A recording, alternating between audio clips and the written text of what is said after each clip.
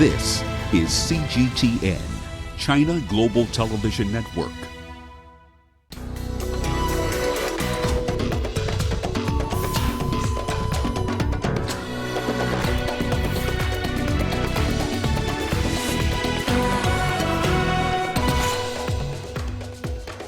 Botswana's vote counting underway as opposition makes claims of irregularities.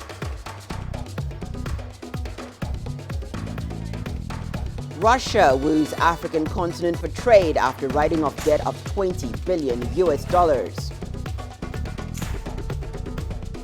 And Russia deploys military police near the Turkish border after agreement with Ankara to oust Kurdish forces.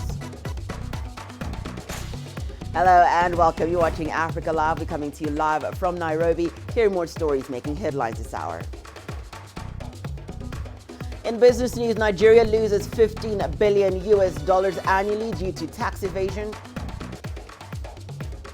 And in sports news, New Zealand names Scott Barrett as surprise starter to face England in Rugby World Cup semi-final.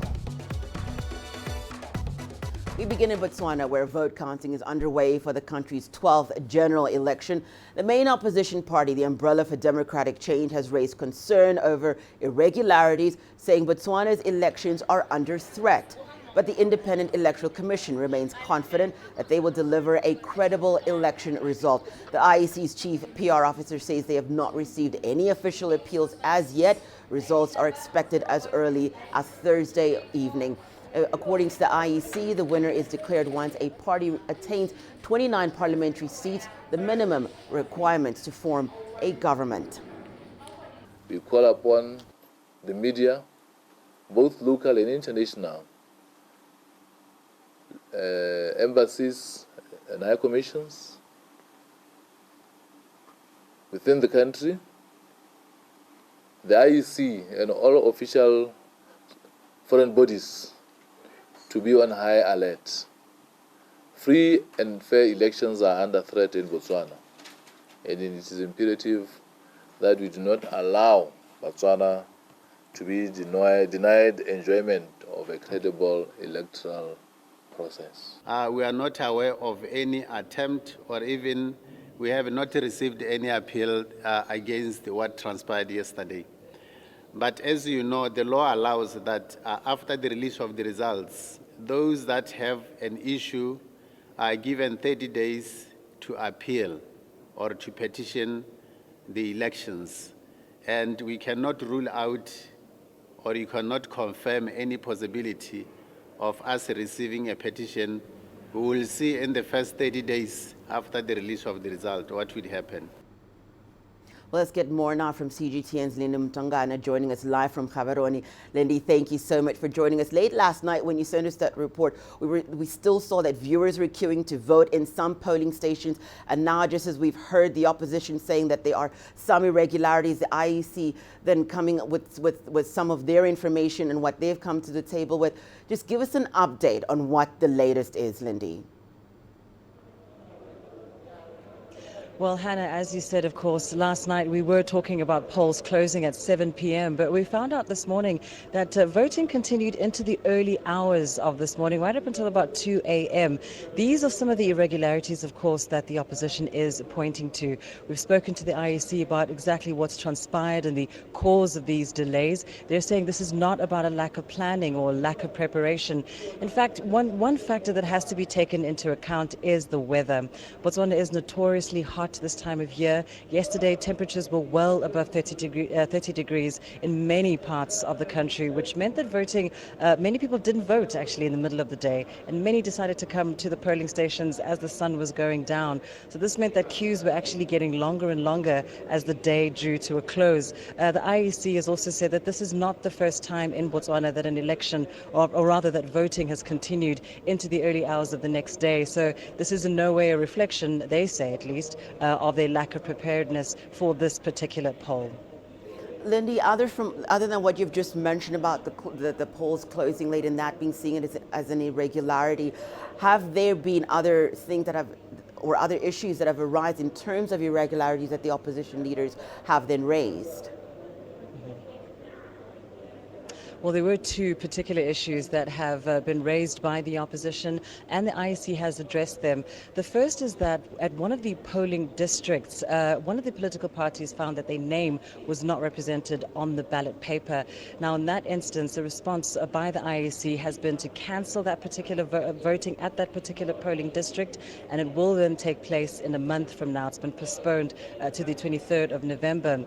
The other concern, of course, was the voters' roll. People arriving, not finding their names, also concerns around duplicates on the voters' roll. In that instance, in the latter, when it comes to duplicates, the IEC says that in some instances, voters actually registered in more than one polling station or polling district, and that is something that was really in many ways unforeseen at the time, but something that does speak to the fact that perhaps more voter education is necessary just to make sure that people don't register more than once in different polling stations. And so but the IEC says that they recognize these issues that have been raised, but they don't feel in any way that this will compromise the election or make it difficult for them to deliver a free and fair vote. Lindy, so we've just reported that the vote counting is underway. Just give us a bit of kind of like a rundown of what we're expecting in the days to follow, just in terms of the timeline of events from now on in this election.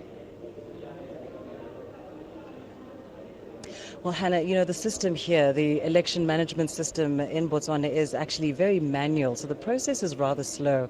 Once a polling station closes, the officers at that polling station will gather all the ballots and just count them to make sure that just the number of ballots that were used or unused or spoiled. It's not really vote counting, but they just verify the ballots. They put them in a box and send them to an election counting center. The counting center will then open up that box and begin the official counting of those results, and those results are then registered there as official. Then that information is sent to the IEC, where we are now, the results center, via fax, and then that's transferred into the electronic system, where those results are starting to come up here on these big screens here at the election results center.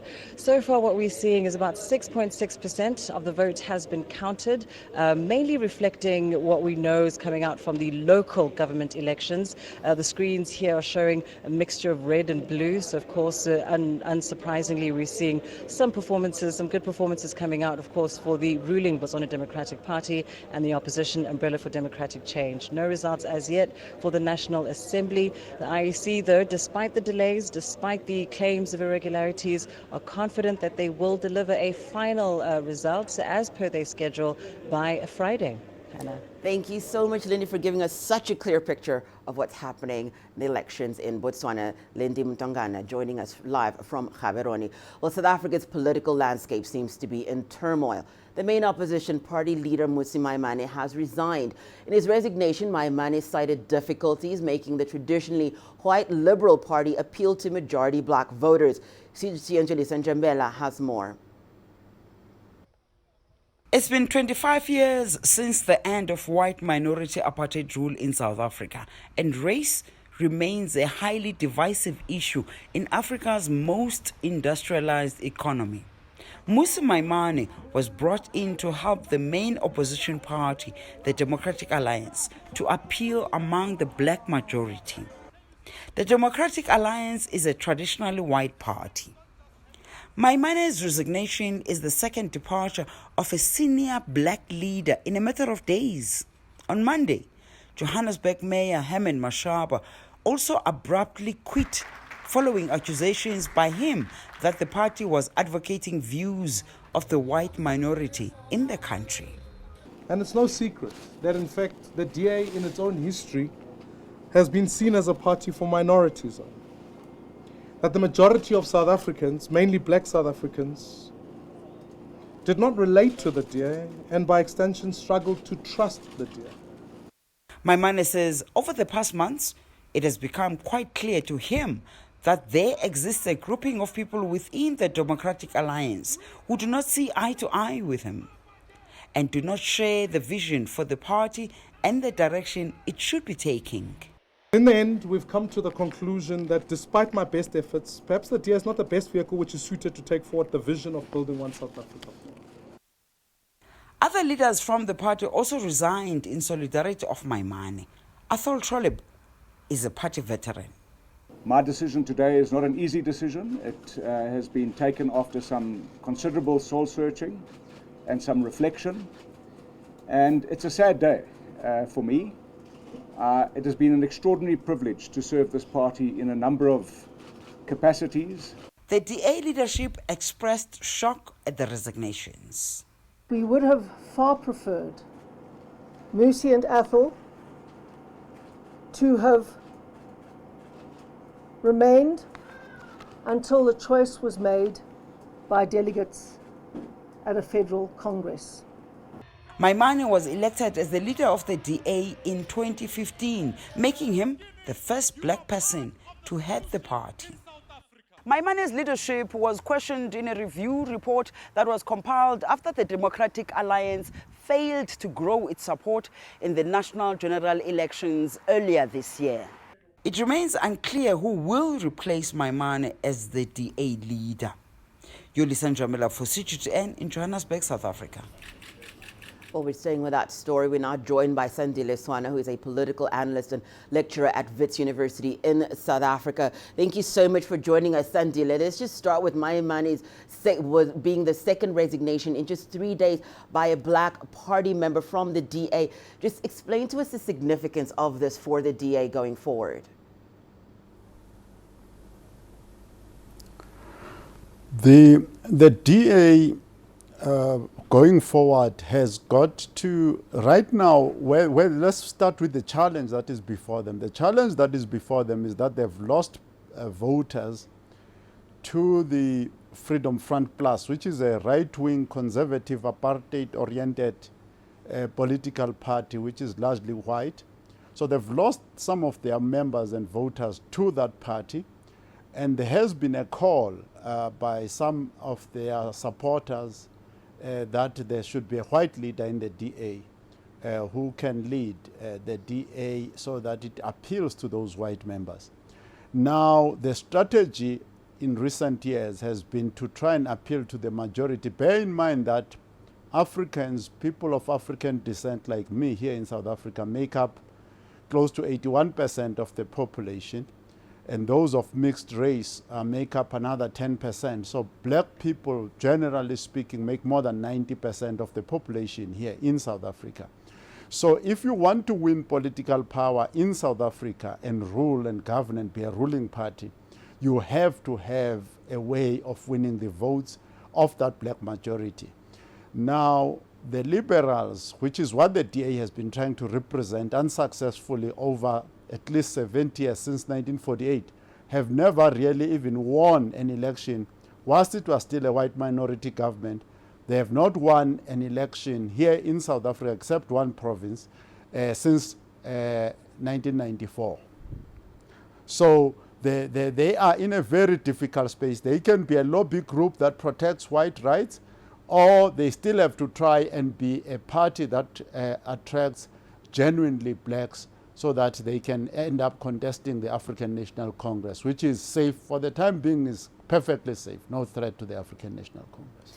Sandile, what does this say about race relations in South Africa? Because it is still a huge issue, just as we heard in the previous report by our correspondent. This continues to be a hugely divisive issue in South Africa.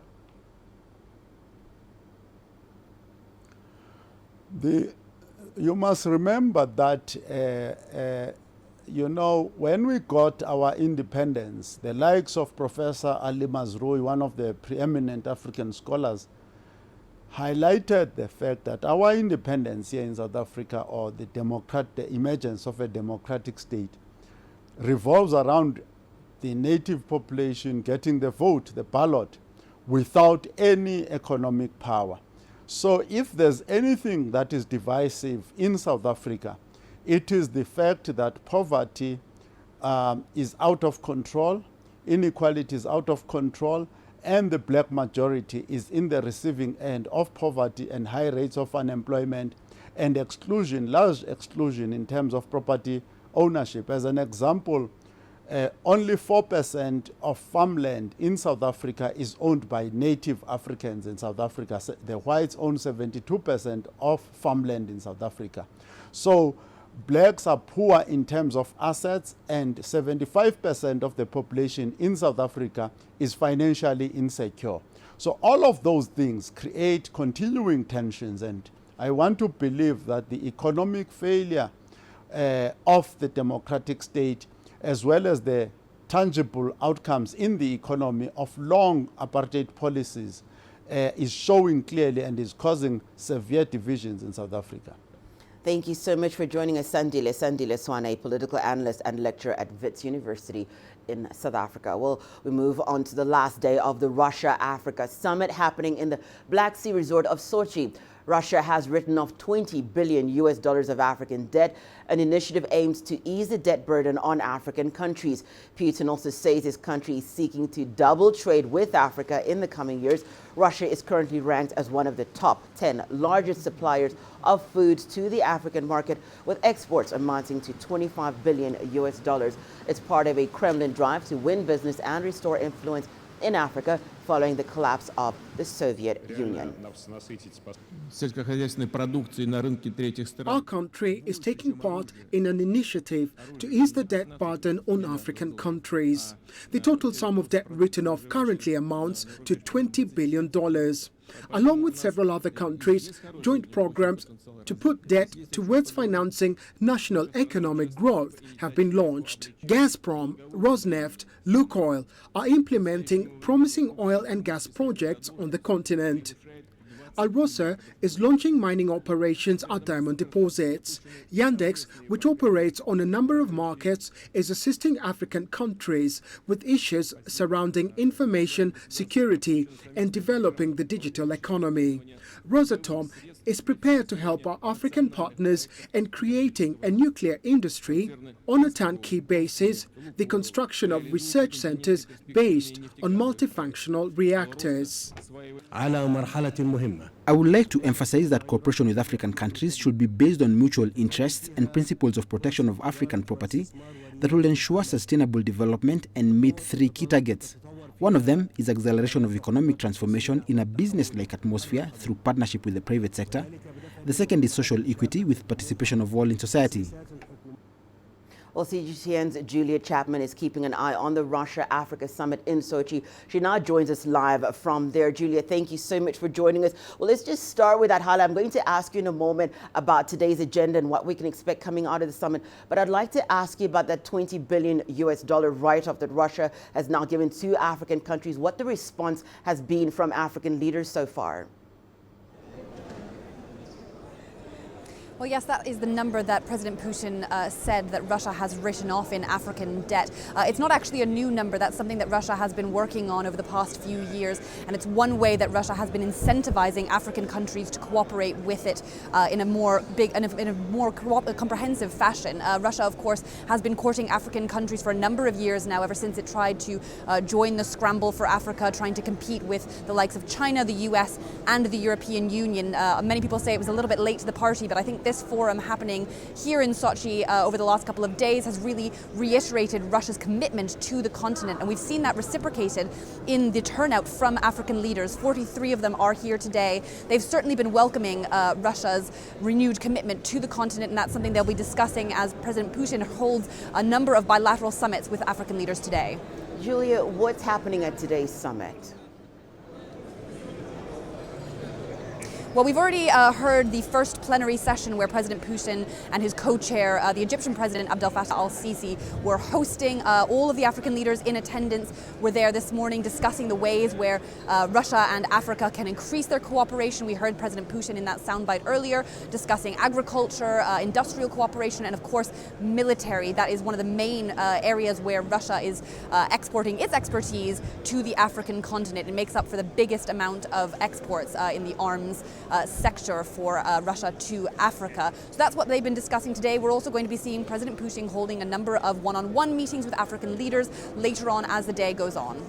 When you talk about those one-on-one meetings, it's probably not one-on-one, but it's two countries involved. The Egyptian and the Ethiopian leaders are widely expected to meet on the sidelines of this summit to talk about the standoff over that Grand Renaissance Dam. Any chance of this happening before the summit closes today, Julia? It's widely expected to take place at some point today, that crucial meeting between the two leaders of Egypt and Ethiopia. We've also been hearing, of course, that Egypt has agreed to mediation from the US in this entire dispute, and that's something that has been resisted by Ethiopia for some time. We don't know whether Ethiopia has agreed to that mediation, but we expect that the foreign ministers of Ethiopia, Egypt and Sudan are going to meet in Washington, D.C. in the near future. No date has been announced for that. We may learn some detail later on today as the President of Egypt and the Prime Minister of Ethiopia meet on the sidelines of the Russia-Africa summit and learn more about how that issue could be resolved that has been dragging on for many years. Thank you so much for that, Julia. CGTN's Julia Chapman speaking to us from Russia, where we are now going to take a short break and return. More news. Here's what you can expect. Nigeria among countries struggling with child obesity. And extreme flooding batters Egypt, causing closure of schools.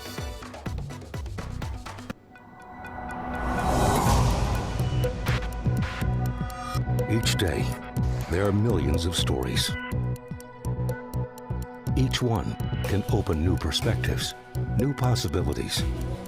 Wherever you look, we are there to see, discover, explore.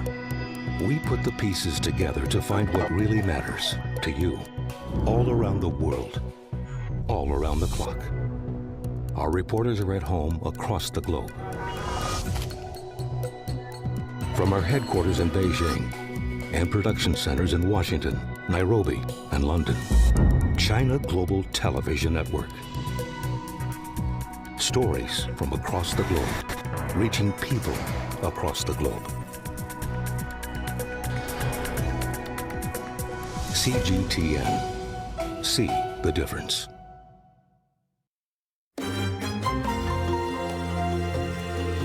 Africa Live. Find your voice.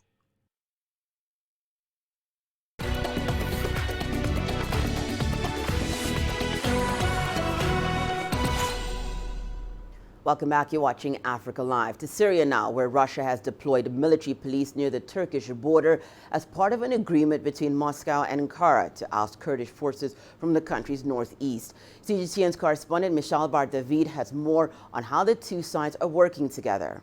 It seems the cooperation is going very smoothly between the two countries. It seems like a positive development for both of these countries, but also for the Syrian government as well. Now, Russia has moved in very quickly following the agreement. As you said, they have been starting to patrol in key areas such as Kobani, trying to facilitate the withdrawal of the YPG from these specific areas. And we do believe that Russia will do everything that it can to make this agreement go forward and successfully, because this is also a very positive development for the Syrian government, which Russia is the main backer of. Now, when the U.S. troops decided to move out from these key areas, to pull out, then the Syrian government moved in because the YPG called for their help. So this was a major development for the Syrian government. They had not been deployed in these areas since 2012. And of course, for Syrian President Bashar al-Assad, the main aim, the objective is to regain control of the Syrian country as a whole. And this development is helping them do that. So Russia, of course, wants this end to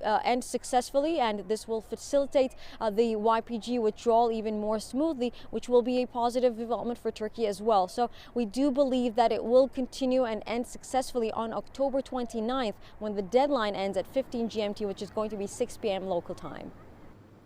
Well, Iraq has set a 4-week deadline for the U.S. to pull out its troops that just left northern Syria. The Iraqi foreign minister made the remarks after meeting the U.S. Defense Secretary Mark Esper in Baghdad. Iraq stressed on Wednesday that U.S. troops would only be allowed to transit through Iraq, and none of them could stay without permission. The U.S. already has more than 5,000 troops stationed in Iraq as part of an international coalition against ISIL. We move to Egypt now, where sudden heavy rains in Egypt's capital, Cairo, have left many city dwellers surprised as the streets flooded, forcing the government to shut down schools and universities. Authorities are now rushing to clear out the water, with the Egyptian Meteorological Authority saying that it's working to boost its forecast capabilities. CGTN's Adel El Mourouki brings us more on this story. Cairo's marvelous sun shied away on Tuesday. Dark clouds sieged the Egyptian capital, pouring heavy rains. Within minutes, the city's streets were gradually sinking. Yes, we have predicted there will be showers and we've warned the authorities about it. However, all the rain fell in a very short time. The volume of rains falling by far surpassed all sewage and drainage systems we have. Moreover, this happened during the rush hour, which has hindered our forces to intervene in pumping water. Throughout the year, Cairo rarely sees rain, so the city has not been built to drain rainwater, and when it pours, the capital drowns. Cairo has risen its state of alert, pushing all its machinery and manpower to pump water off the streets. Some roads have been entirely blocked. Usually residents here like rain, not this time. The weather has forced the government to shut down schools and universities. I don't follow the weather forecast that much, although it affects our lives greatly and can save us from getting sick. When the forecast is not so accurate several times, you lose interest. It will be great if the forecast is always accurate or close to reality. If I can stay home, I would have remained because of that weather, but I couldn't. I don't think we have the foreign culture about going out regardless of the conditions. The forecasts in general are becoming more helpful, especially with the news circulating easily. More people are now aware about what could happen if you don't follow. The Egyptian Meteorological Authority says it's working to boost its forecast capabilities. 30 new weather stations are getting built across the country, and new advanced technologies will be introduced soon. We're getting 3 advanced weather radars. They can tell us how much precipitable water is in it, and at what time exactly will it rain and in which city. So our forecast won't be on regions. Soon, we'll be able to make or determine which neighborhood it will likely rain. The heavy rain fluctuations will continue until Thursday night. It might seem like light rain to nations used to these showers. To Egyptians, it's a rare scene. Adil Mahroui, CGTN, Cairo. There could be a global surge in obesity, with 250 million children feared to be obese by the year 2030.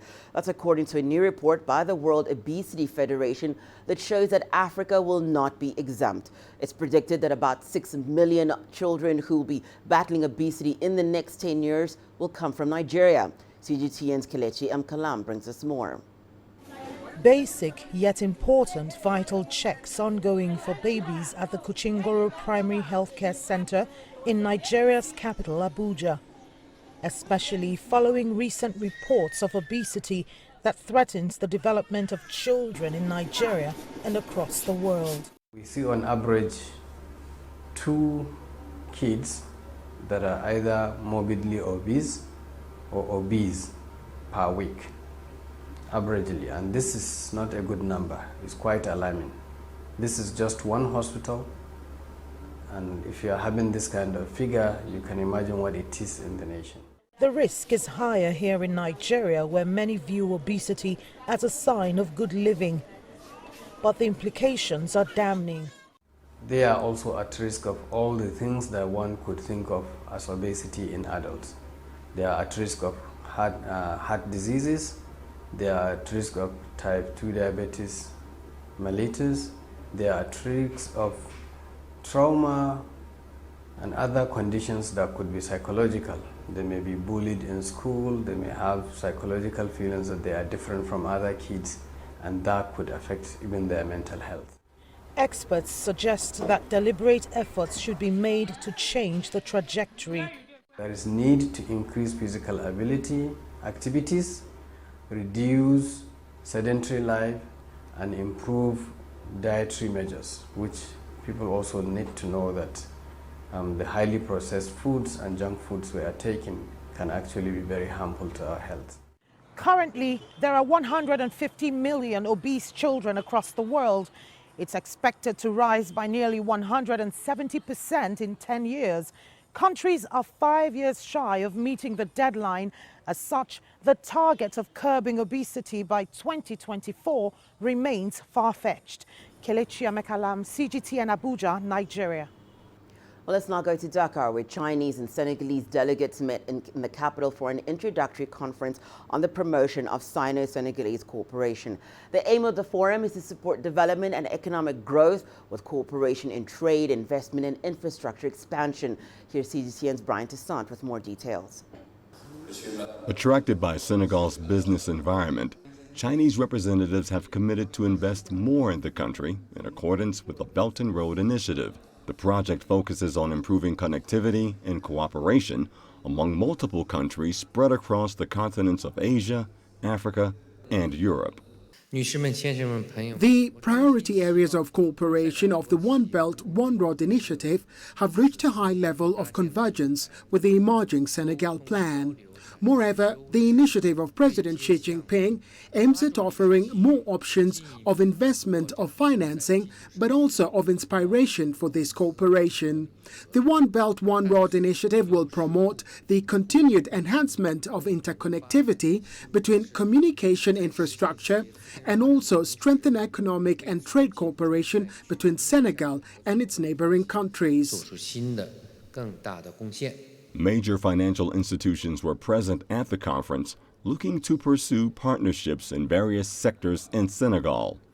Delegates took the opportunity to specifically highlight the role of the Chinese Development Bank in Africa in relation to providing funds for major projects.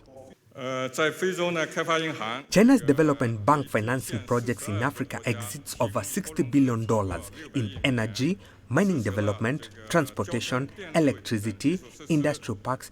We also cooperate for projects for small and medium-sized enterprises. Loans to SMEs in Africa total over $6 billion and are targeted at 32 African countries with a total loan promise of $4.2 billion. China remains one of Senegal's largest trading partners and a major supplier of goods and services. And this new initiative, they hope, will open up new prospects for cooperation between not only the two countries, but also between China and other African countries. Brian Toussaint, CGTN. Your business news after the break. Here's what's coming up. Nigeria loses $15 billion annually due to tax evasion. And the U.S. cuts $190 million of funding for Ghana's energy sector.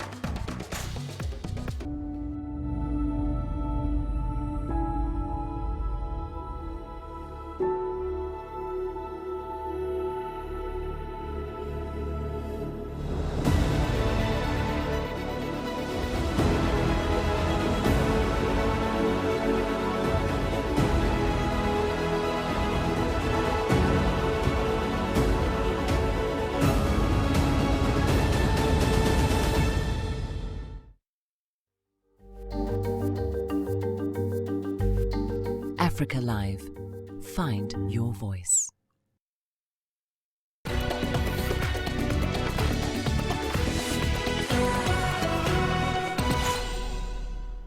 Welcome back. You're watching Africa Live. Your business news now. Nigeria's Federal Inland Revenue Service has raised concern about several people who are successfully evading tax. Its executive chairperson, Babatunde Fowler, says around $15 billion is lost to tax evasion annually. The first chairman explains that this is due to mobility of assets that can be stored offshore. He added that the matter was becoming a global phenomenon as several governments around the world had begun to address the challenge. As part of efforts to combat this trend, Nigeria plans to improve transparency around tax matters by signing a declaration as well as joining the Multilateral Competent Authority Agreement on automatic exchange of financial account information created in 2017. Well, the U.S. has cut $190 million in funding of a support program for Ghana's energy sector. This follows Ghana's termination of a private ventures deal to operate the country's power distribution network. Foreign aid agency Millennium Challenge Corporation reduced its impact for $498 million in grants with Ghana by $190 million. The funds were intended to boost further private investment under the Power Africa initiative. The announcement to cancel the 20-year concession is attributed to unsatisfactory guarantees of payment. The remaining funding of $308 million is still expected to be dispersed. Well, South Africa has held an economic policy dialogue to advance its policies with a focus on the African Continental Free Trade Area. The dialogue was held under the theme Making It Happen for South Africa. CGTN's Yulisa Jamela has more. On May 30, 2019, Africa made history as the agreement establishing the African Continental Free Trade Area was officially promulgated. With 54 out of the 55 member states of the African Union signing the agreement, Africa brought into being the largest trading bloc on the continent. The trade into that agreement is marked by the speed at which African countries work together within a year to establish a regional trading bloc to promote the intra-African trade, following the adoption of the African Continental Free Trade Area on March 21, 2018 in Kigali, Rwanda. South Africa now wants to focus on the possible trade and economic spin-offs for this country from that free trade area agreement. The country is of the view that potential challenges, specifically referring to transport and other forms of infrastructure, should not be ignored. We need to see it as part of a much broader strategy that must also address the infrastructure backlogs that we've identified, promote economic diversification, promote industrial development. Beyond that, we have to also understand that the trade integration agenda needs to be adjusted, it needs to be calibrated to take into account the real concrete realities in Africa, given the fact that we are a very diverse continent, different levels of development, and confront similar but different real constraints. The agreement initially requires members to remove tariffs from 90% of goods, allowing free access to commodities, goods, and services from across the continent. The Free Trade Area Agreement will, amongst other things, scrap tariffs on imports between African countries. The promotion of regional integration is an important economic and political goal for South Africa's government. South Africa is already working to establish constructive partnerships with other African countries, and it's yielding positive results. South Africa's trade with Africa has been growing rapidly over the last 2 decades, and you'll see our exports have been rising phenomenally, growing to now take up to 30% of our total exports to the world now goes to Africa. You'll also see the quality of these exports is very high because it is job intensive. South Africa acknowledges that the Continental Free Trade Area promotes mutually beneficial economic relations that are based on the ideal of regional integration. Yulisa Jamela for CGTN in Johannesburg, South Africa. German Chancellor Angela Merkel has praised Kenyan social entrepreneur Juliana Rotich for her contribution to digital revolution in Africa. Rotich is the co-founder of the software project Ushahidi, which has revolutionized a worldwide flow of information as an open source platform. Through this, users can upload events and incidents that help locate them chronologically and geographically on a map. It has since evolved into a technology platform following its introduction as a channel to monitor Kenya's elections. Rotich also founded another project called BRCK, which offers internet connection in low infrastructure environments. Their main product is a battery-operated modem that can run for up to 8 hours without electricity. The idea behind Ushahidi, when we started it over 10 years ago, was to provide a channel, a way for people to report and to say where they are and what it is they see. The word Ushahidi means witness or to bear witness. So it evolved into a technology platform that was instrumental in helping people to organize around elections, to have some public accountability of election processes from Zambia to Panama to Mexico and many other countries. Liebe Frau Rotich, Sie haben herausragendes Dear Mrs. Rotich, you have shown an outstanding civil and political intuition and an entrepreneurial gift, especially regarding digital advancements in Africa. We still have to do a lot, but inspiration is offered by role models like you.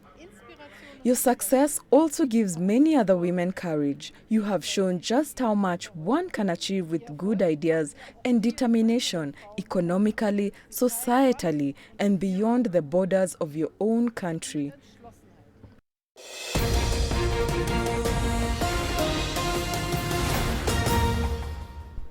Well, in news just in, the 39 bodies found dead inside a truck container in the UK are believed to be Chinese nationals. This revelation by British media follows a murder investigation launched by the police on Wednesday. The truck was discovered at an industrial estate 32 kilometers east of London, not far from the docks on the River Thames.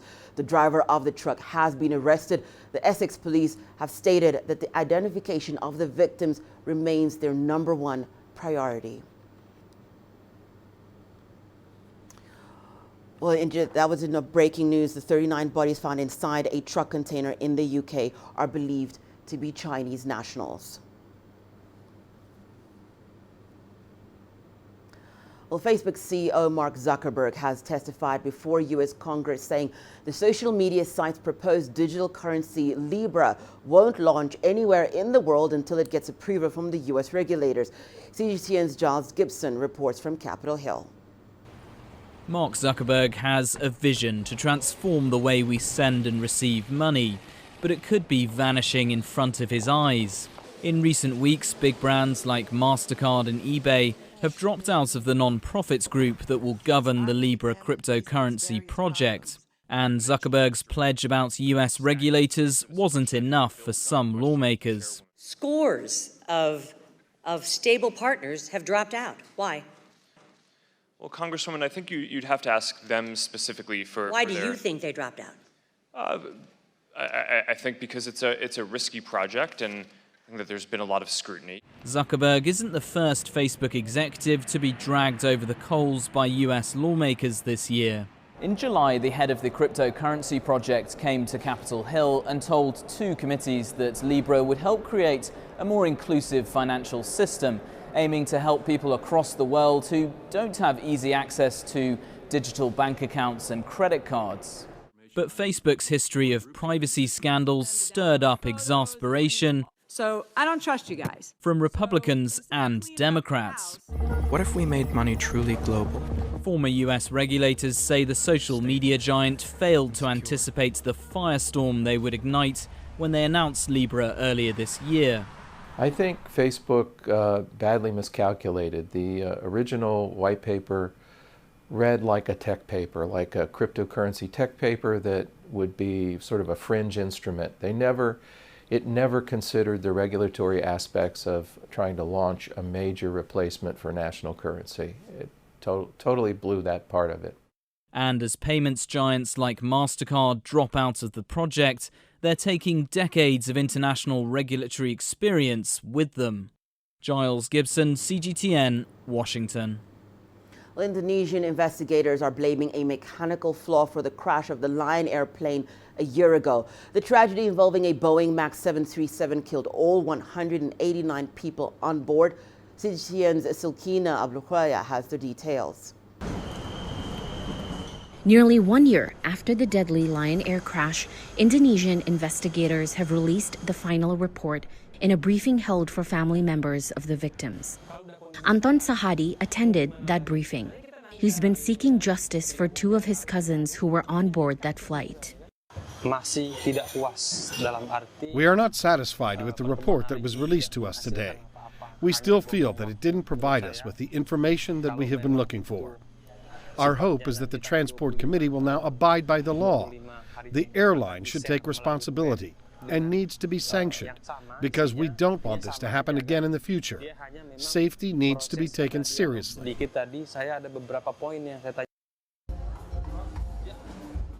According to Anton, the committee attributed mechanical issues as the main reason for the crash. He said other factors include lack of communication and education regarding the MCAS, which malfunctioned just 13 minutes after takeoff. Latif Nurbana also lost his son in the crash. Just like all of the family members, he wants clear answers. The Transport Committee says this report cannot be used as evidence in court, but as families of the victims, we see there are a lot of factors that could work in our favor. We know now that the problem was not human error, it was a mechanical issue. Although they said we aren't allowed to use it as evidence, I think we will certainly use some of this new information for our lawsuit procedures with Boeing. Latif says Boeing should prioritize safety above economic factors. The 737 MAX was officially grounded globally on March 13th, following a second crash in Ethiopia, less than 6 months after the Lion Air incident. Indonesian investigators is expected to release the final report to the public on October 25th. Silkina Aluwalia, CGTN, Jakarta. Well, we're now going to take a short break. When we return, more news, including Designers' Cemetery triggers debate about the haves and the have-nots in South Africa.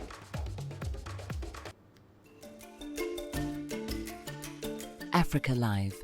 Find your voice.